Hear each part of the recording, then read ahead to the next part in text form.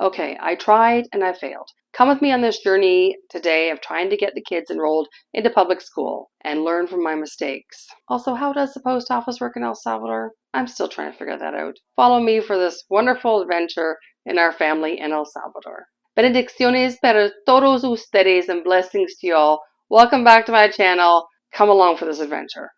This journey begins with us leaving our complex, and as you can see, there's a lot of road construction here. If you're looking at how they're doing it, I find it's really interesting because they're actually making big concrete squares, just like you would for a sidewalk. I don't know if they have like a steamroller with asphalt that goes over top of it, but the whole base of it is made of concrete like this. And yes, this road is a bit slow and there's a lot of traffic, but soon it will be better. You can see the lanes are almost ready to be opened up there, and that will definitely help reduce the amount of traffic on this highway. Here we are getting into San Salvador, and as you can see, we're at the Legislative Assembly building, but we're going to make a left there, and that'll take us to the Ministry of Education, where our journey begins today. Okay. Yay. Bad reflection here. Ministerio de Educación, ¿verdad? Un trámite para unos extranjeros canadienses. Mire, el trámite lo van a hacer en el último edificio. Ok. Es aquel que está allá a mano izquierda. Y se tiene que buscar parqueado en los alrededores. Entrada ahí. Ajá, ok. Exactamente. Ya pregunto ahí. Gracias. Cuidado. Perdón. Is car coming? There's two cars. One car and another car. Well, the one behind us is more. Never got another. Okay, wait, this black car not letting us out either.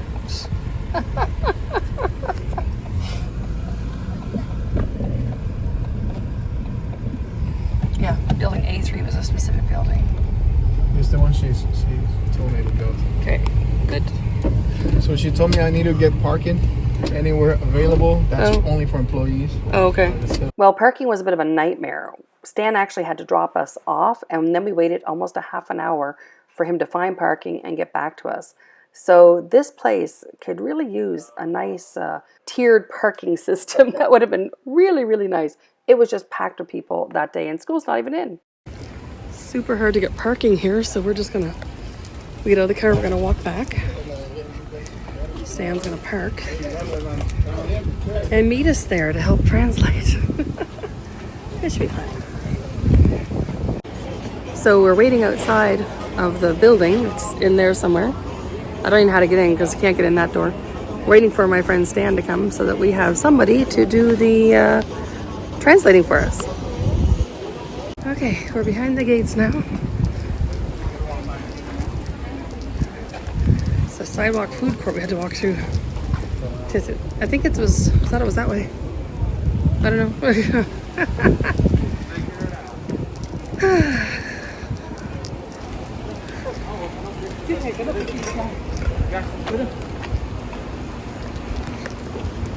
Reviso atrás.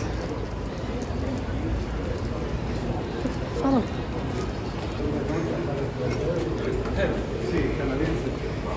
So I explained the guy, he wasn't a receptionist, it was just somebody there Okay. who knew how the process was. I explained that you were sent 2 steps. The first one was to get the apostilled and that. And I explained to the guy that it's too late, it's really behind, you want them to start as soon as possible. And that you were homeschooling them from June 2023, 2024 till now, so you couldn't score a grade your kids. So I told him that was the second option that you were advised, which was instead of getting the apostilled, get some sort of test in Spanish, so they could level your kids up and get the equivalency on the grades and give them the grade that they will study here. I think he's wanting to talk to us. Yeah. De Canadá y quieren empezar el proceso de que ellos estudien en el país. Le han explicado a ella que con el poco español que ella puede, hay 2 maneras, con el apostille de las notas de todos ellos, con la prueba de profesión. Okay, that is not as fruitful as we hoped, but we've been led to another guy. Where are they from? We're good. The United States. No. Why do you assume we're Americans? Nobody thinks about Canada when we see people like us? Why did he even know we're American? No idea. I don't think I was. Not really. Maybe he had autism like you. And he asks questions that don't seem always appropriate. Do you think maybe that's what happened? Oh yeah. So that could totally be. I remember when we met, Lawrence. I want to remind you that you said I thought you had more hair. That was Yes. really nice. That was that's right. Instead of saying thank you, hello, how are you? You just threw it right on my face. Yeah, see? No filter. No filter. So we're going to go see this other guy that supposedly, we don't tell them that we were here first. And this other guy, if we explain our case, he might give my kids the test in English. So that's interesting.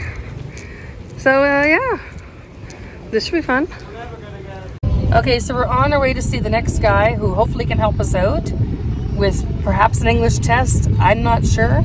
We have to plead a very sad story, I think, Yes. to be able to get that English test. We're trying to do this without having to do the apostille process, because to get them apostilled, I need to get their report cards apostilled. The Canadian Embassy, I learned this week, does not do that. If they would have called me back last week, I may have found that out. In order to get them apostilled, I have to either mail them to Canada, or I have a friend in Toronto who can actually print them off for me. They had to be notarized, so it's probably $100 or something per document. I don't even know the prices yet. So $300 or so dollars. And then $32 for every apostille. She could take them right over to Jarvis Street, get them done that one, like, get it done that same day without having to wait. And then another $50, $60 to get it sent back to me. So it's like a $500 thing. So we're trying our best to get our kids in school here without having to have a report card to prove that they're in a certain grade. Like, what difference does it make? We're in a whole different school system, whole different language. Who cares? They could redo a grade if they wanted to, if that helped them learn the language faster. These things are not important. We just want to get them in school so we can get some Spanish going on. We can still continue homeschooling for the academic side at home. No big deal. We just want to get them in school. I don't know why this has become such a hassle. But if you want to try this yourself, I would suggest getting them apostilled in your home country first before coming here, because doing it afterwards is expensive and a bit of a headache. And school starts January 20th. It is January 8th. We're trying very hard to get this done today because we had to drive all the way to San Salvador to do it. It's a good hour drive from our house, and we're driving around. We went to one place, had to find parking, and you know, it takes a while to get into the place. And anyway, we left at what, 11 o'clock? And it's now 1:30, and we have literally accomplished absolutely nothing. So when you live in El Salvador, you have to have a lot of patience, right, Stan? Yeah. A lot. And master the language. Master the language. Trying our turn to just, I don't know why it matters what grade they're in. Put them in something close to what their age is. Academically, my kids are very smart. It's the language we're lacking. So it doesn't really matter, you know, if they have to redo a grade to learn the same thing they learned last year, but this time in Spanish, right? That would actually probably be better. It doesn't really matter. Academics are not that important right now. It's all about immersion. We can work on academics at home like we've already been doing. So we're just trying to get them in. That's all. It's a lot of bureaucracy. A lot of bureaucracy. We just drove in the parking lot over here and we parked, and he gave us some forms to fill out. So we're gonna do that, and we're gonna go meet this Walter. I guess you guys can sit. There we go.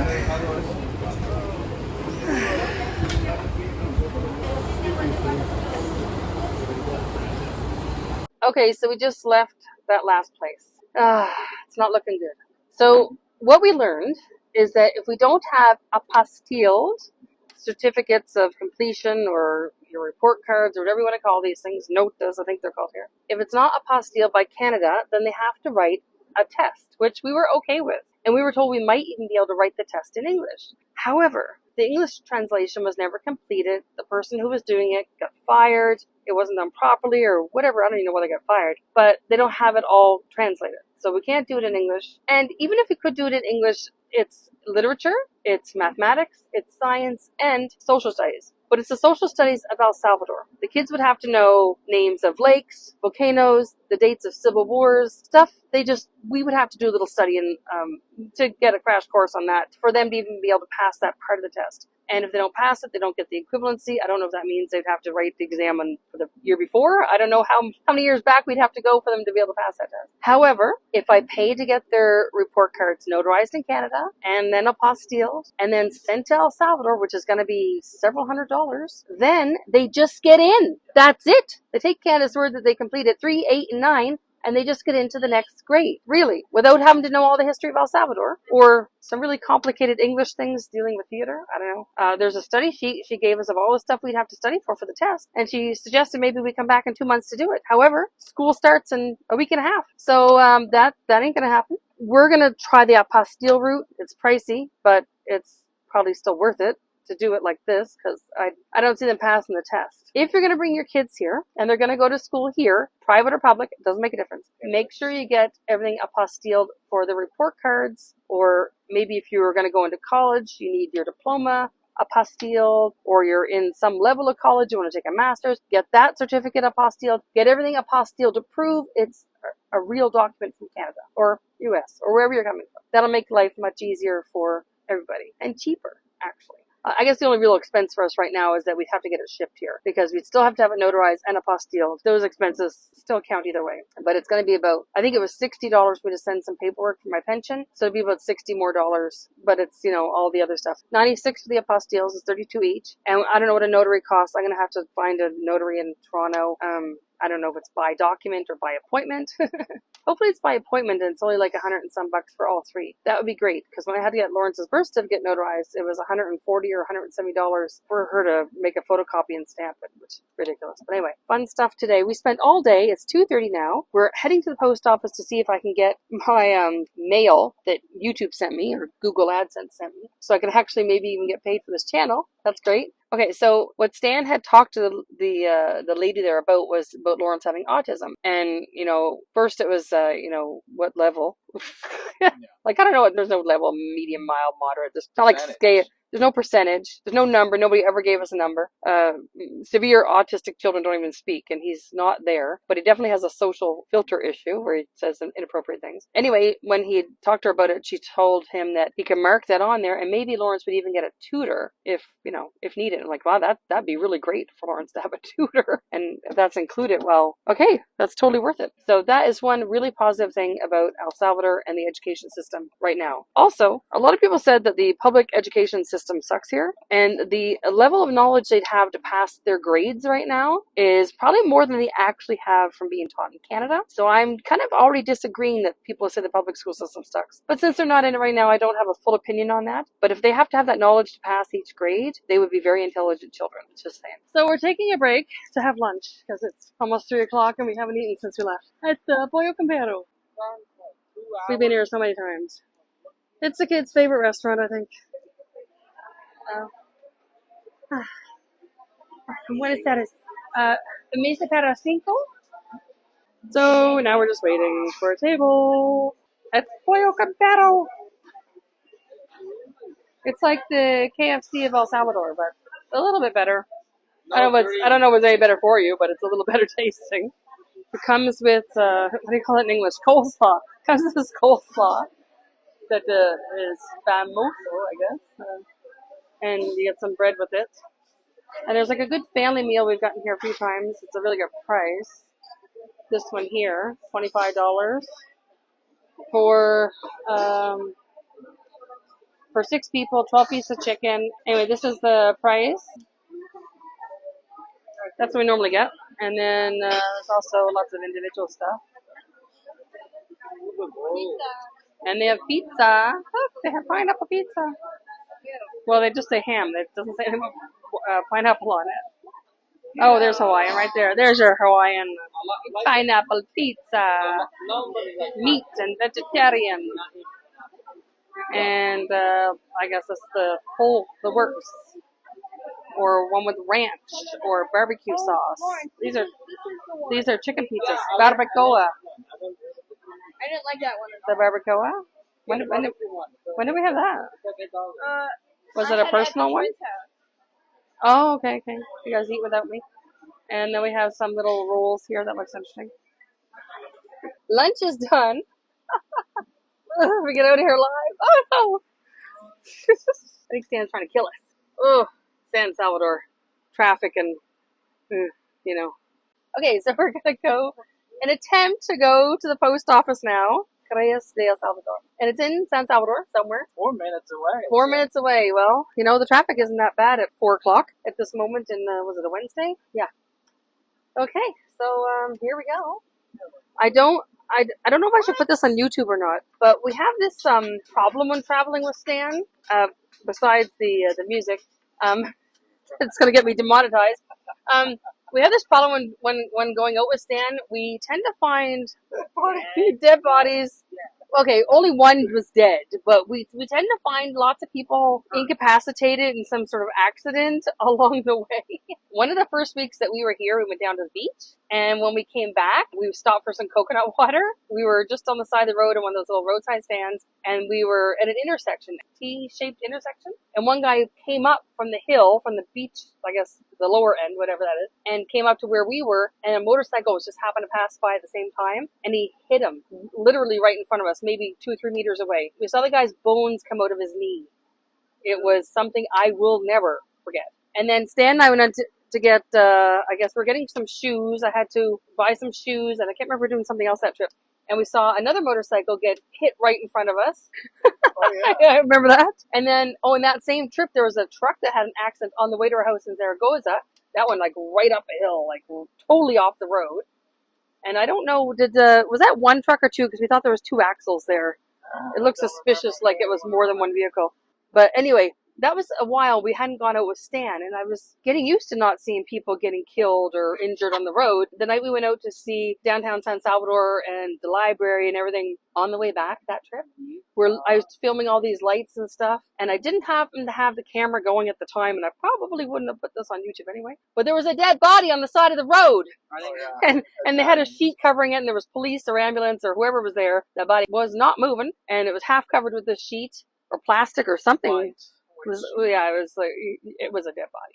So we're just wondering now when we're gonna see the body on the road for this trip, because I'm getting pretty used to seeing these just people just lying on the street, injured or not moving, whatever. So just wondering, Stan, when that's gonna be on the way home, maybe. You don't want to wait for that. Right? No. That's the wrong place to have an accident. Because that highway has already got too much traffic on it. We'd be for hours getting home. And there was that landslide a little bit while back, and those guys get killed. So it happens. It happens a lot around here. So accidents, driving issues. Oh, we're here already. Look at that. Torreyes. Oh wow, this is like a Fort Knox here. This is to get into the post office. Well then, security guards and all.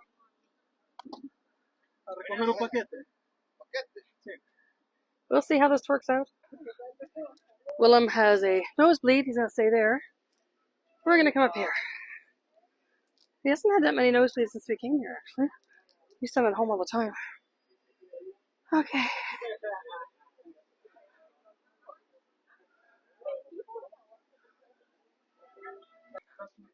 Oh, customer service. Okay.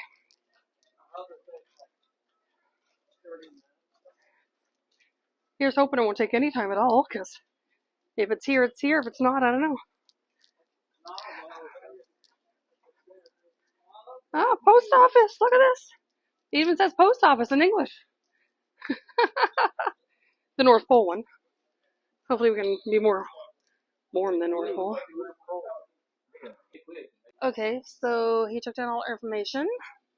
And will contact us when they track down where the letter is. Don't know. He thinks it might be in Lourdes, but I said, like, where? Is there like a post office in Lourdes? I don't know what. Anywho, here we are leaving after he took down everything. Yeah, that's where we're at. It's very, the guy is looking at everyone's bag when they leave, or at least the employees. So this is interesting. Security is high in the list here in the San Salvador post office. Okay.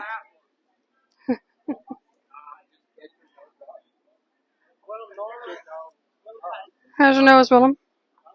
Does it stop bleeding? Yeah. It's your own okay. What does it matter? The guy said that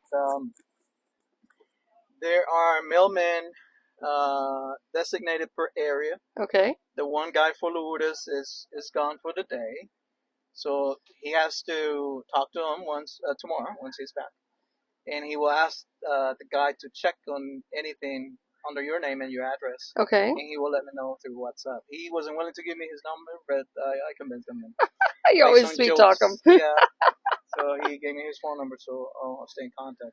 Okay, good. So if I get mail again, we could go through this rigmarole again. He was too nice. He wasn't willing to give me his phone number, but I told him. So if there was a tracking number, then it's easy to find. So, but this is letter mail, and as far as I know, there's no tracking number in the letter mail. But we will we'll find out when we get it. Okay, so that's our day in San Salvador. As entertaining or not as that was, it's been a long day.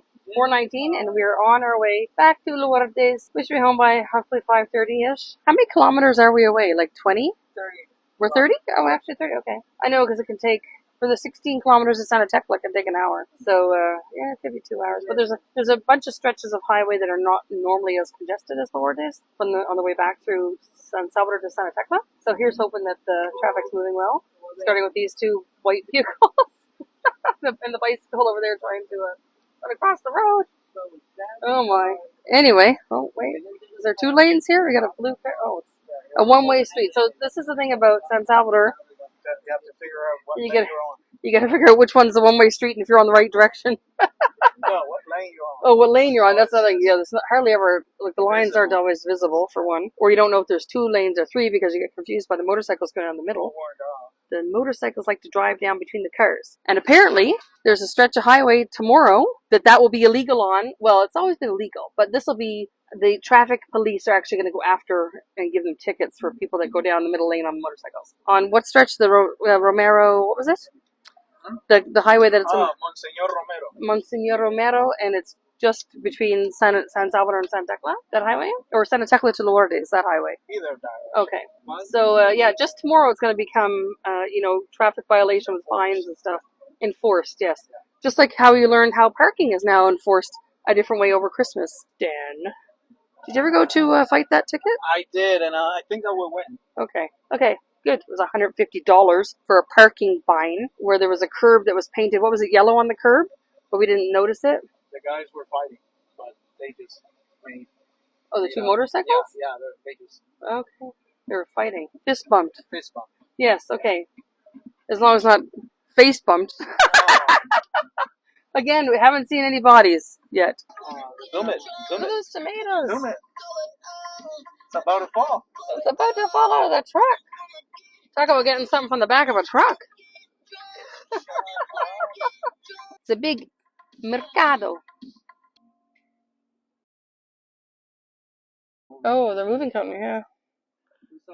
Oh, yeah, it's got 2 beds up there. No, 3 beds up there. You need a moving company, guys. These guys are committed to getting your stuff there all in one trip. No 2 trips for these guys. Oh, there's a traffic guy letting us in. That's interesting. Okay. We have the median here, but there's cars going that way. So here's a little bit of the traffic that we normally experience on the way home from Santa Tecla or San Salvador.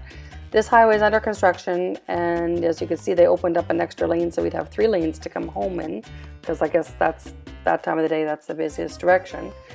But it will get better over time. Right now, they're doing a lot of work to this highway. As you can see, the black plastic on the right, that's to help prevent landslides when there's rain.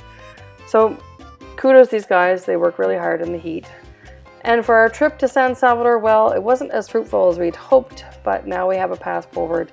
We have to get a friend to help us with the apostilled process in Toronto, and we'll have to get those papers shipped here. And I don't know if we'll make it quite for the 20th, but hopefully they can start the 2nd week of school and still be able to enjoy the school year in the public school system and learn Spanish. That's the main and most important thing for them to do right now.